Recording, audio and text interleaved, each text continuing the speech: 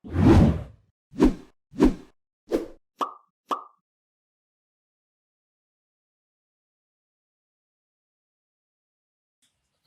Pak Dangkas, apa kabar?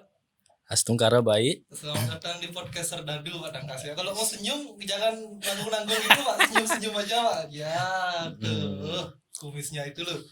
Jadi, di awal yang ingin saya tanyakan sama Pak Dangkas, kayaknya ada sesuatu yang viral, ya, motor listriknya. Kemarin sudah didatangi sama Menteri, Pak. Ya. Itu gimana ceritanya, Pak? Coba diceritakan sedikit, Pak. Kemarin itu kita diundang dari pihak WRI Indonesia. WRI itu apa, Pak? Ada lembaga yang menaungi tentang riset dan penelitian. Oh, riset dan teknologi, berarti di bawah naungan kementerian, Pak ya? Iya. Itu di mana, Pak, tempatnya? Kemarin acaranya di Nusa Dua. Di Nusa Dua. Ya, di ETDC. Di ETDC. Ya. Jadi bisa disampaikan sedikit kira-kira apa yang disampaikan oleh Menteri ketika itu? Mungkin ada pesan dan kesan untuk sekolah kita mungkin? Kalau kemarin itu ada sih apresiasi dari Bapak Menteri. Oke. Terkait pengembangan kendaraan listrik di Bali. Pengembangan kendaraan listrik di Bali. Iya, terutama kemarin ada dari beberapa SMK yang diundang. Jadi nggak semua SMK diundang? Enggak. Khusus yang buat motor listrik aja? Ya, yang diundang kemarin kita di SMK PGRI 2 Badung. Okay. Dan SMK 1 Denpasar. SMK 1 Denpasar. Ya. Kan banyak ada SMK yang gitu, SMK yang sama jurusannya dengan kita. Mereka memang belum mengembangkan motor listrik, Pak Dewa? Kayaknya sih belum. Oke. Ya. Belum. Dan kenapa Pak Dangkas tertarik untuk mengembangkan motor listrik ini kira-kira? Apakah karena ada ikut sesuatu yang hijau, penghijauan, ramah lingkungan dan lain sebagainya? Kalau sebenarnya sih kenapa kita di sini di SMK PGRI 2 Badung mengembangkan motor listrik. Jadi membuat suatu inovasi. Ya. Okay.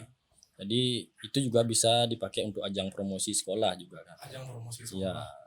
Kalau promosi sekolah kan biasanya kebanyakan lewat banner ya, banner kayak brosur. Ya, dari bahasanya Pak Deswastika itu tatap muka. Ya udah gimana ya? Ya, ketinggalan zaman ya. Ya, agak basi lah. Agak basi. Oke, sekarang Dangkas yang lebih inovatif lagi. Kita buat karya dan karya tersebut diakui oleh kementerian. Ya. Dan setelah itu menjadi nilai plus untuk sekolah kita. Maka itu akan menjadi magnet untuk siswa-siswa kita, untuk anak-anak SMP untuk bersekolah di SMK PGRI 2 Badung gitu ya Pak Dangkas ya. Oke. Apa keunggulan dari motor listrik yang Pak Dangkas buat? Keunggulannya kita tidak perlu ngecas baterainya. Kenapa tidak perlu dicas? HP aja perlu dicas, kenapa motor tidak perlu dicas? Lalu bahan bakarnya dari mana Pak Dangkas? Tetap pakai baterai, tapi kalau baterainya habis kita tinggal datang ke stasiun, tukar di sana. Stasiun apa itu Pak? Stasiun baterai. Oh, stasiun baterai. Sekarang sudah tersedia di Bali? Sudah ada 100 titik 100 di titik? Bali. Okay. Ya, di Circle K ya. CK? Ya. Circle K. Ya. Oh, di sana kita bisa ngecas motor listrik gitu Pak ya? Bukan ngecas, tapi nukar baterainya. Oh, nukar baterai. Berarti ini bukan sistem cas Pak ya? Bukan. Berarti kayak beli aqua galon, kita taruh galonnya di sana, ya. Kita ambil galon yang isi air gitu ya, Pak ya? Benar. Okay. Jadi kayak gitu. Apa keunggulan kelebihannya dibandingkan dengan yang pakai bensin Pak? Keunggulannya jelas lebih hemat. Hemat pertama. Iya, lebih hemat. Kemudian ramah lingkungan. Kenapa bisa ramah lingkungan Pak? Karena tidak ada emisi gas buang. Tidak ada emisi gas buang. Berarti pembangkit listriknya itu dari baterai. Ya, dari baterai. Tenaganya dari baterai. Ya, bisa disodorkan ke pemerintah sebagai pengganti batu bara Pak ya? Bisa. Artinya nanti akan ada pembangkit listrik, tenaga listrik. Bukan batu bara ya. Ya agak membingungkan sih Pak, tapi ya kita visioner aja gitu ya. Mudah-mudahan nanti akan realisasi Pak ya. Oke. Jadi untuk motor listrik ini Pak Dangkas, kita kan biasanya yang konvensional kan kita pakai bensin kan Pak, dengan jarak sekian meter kita masih bisa memperhitungkan. Kira-kira kalau misalkan diisi penuh, motor listrik yang Bapak buat ini bisa menempuh jarak berapa kilometer Pak?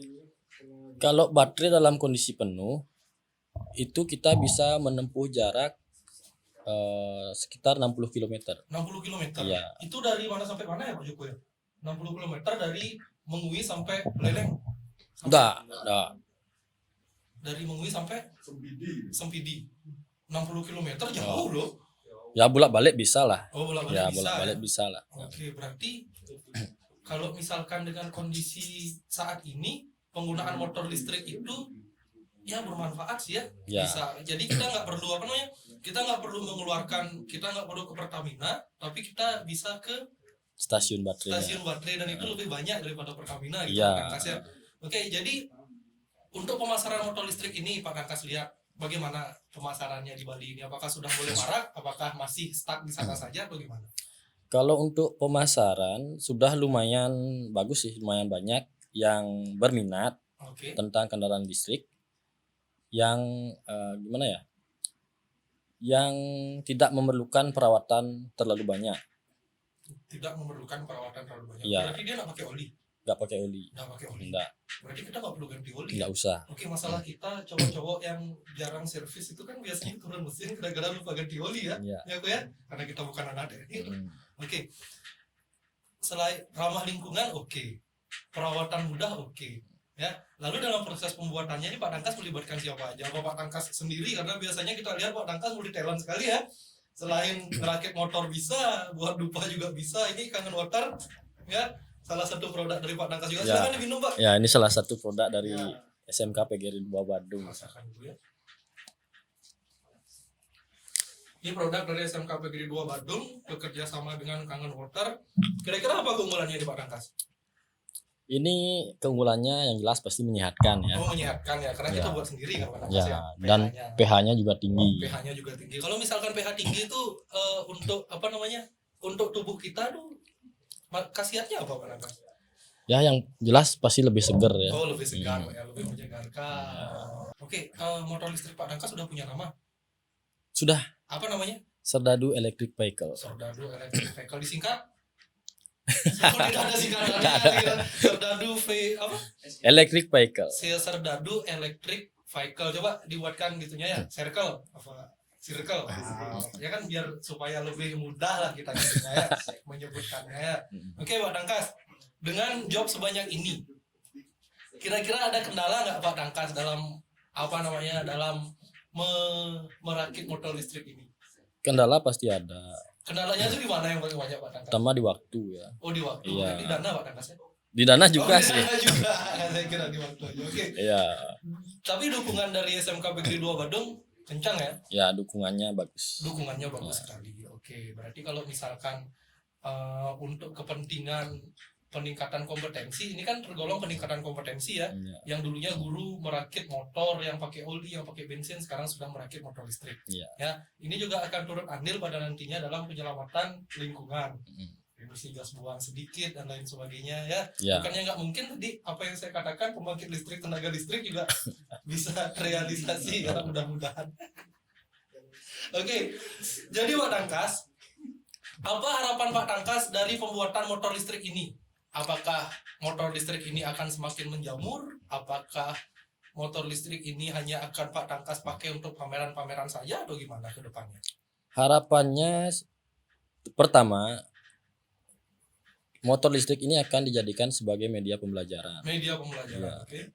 Setelah itu pasti juga akan dilibatkan dalam pameran-pameran. Dilibatkan dalam Iya. pameran-pameran.